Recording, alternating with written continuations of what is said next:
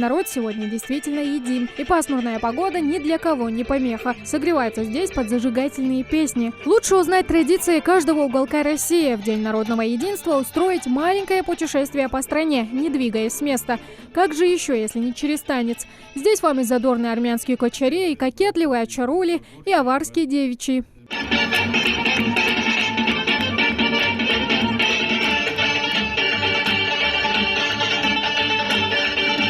Праздник мира, добра и толерантности. Он действительно объединяет. В самом маленьком регионе страны в мире и согласии проживают более 70 национальностей. С тех пор, как Антонина Хасеева вышла замуж, а после обосновалась в Ингушетии, прошло более четверти века. Она здесь давно уже своя. Значимый праздник, День народного единства, особенно для нашей Ингушетии.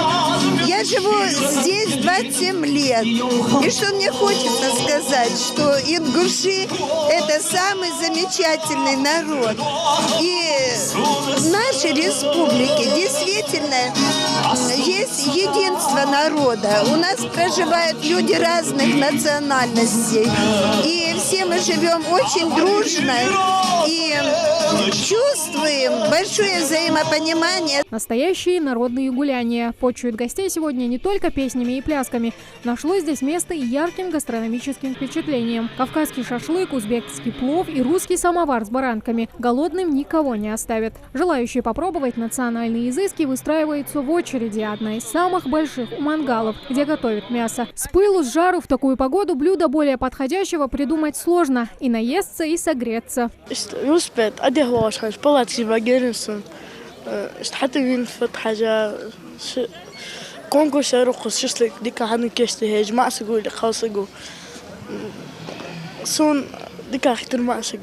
кто успел наесться и согреться, может смело двигаться дальше, к тематической выставке. Свою любовь к стране и людям, в ней живущим, воспитанники Дома культуры выражают через творчество.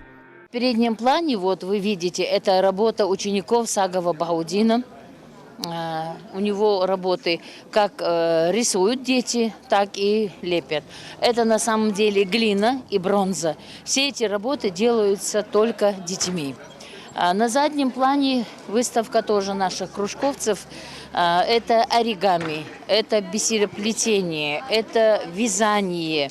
День народного единства – самый молодой государственный праздник. Корнями уходит в далекий 17 век, когда народное ополчение под предводительством Минина и Пожарского освободили Москву от польских интервентов. Но официально праздновать его начали только в 2005-м. С тех пор он полюбился многим.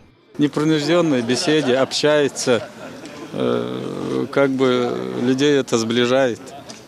А для нас это большая необходимость, чтобы все народы, населяющие, чувствовали себя россиянами, чувствовали, что живут в одной стране.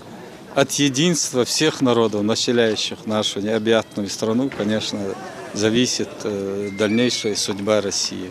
День народного единства празднуют только раз в году, но поддерживают это единство на протяжении оставшихся 364 дней, не забывая древний постулат «В единстве наша сила». Тамара Хашагульгова, Магомед Белакиев, Новости 24.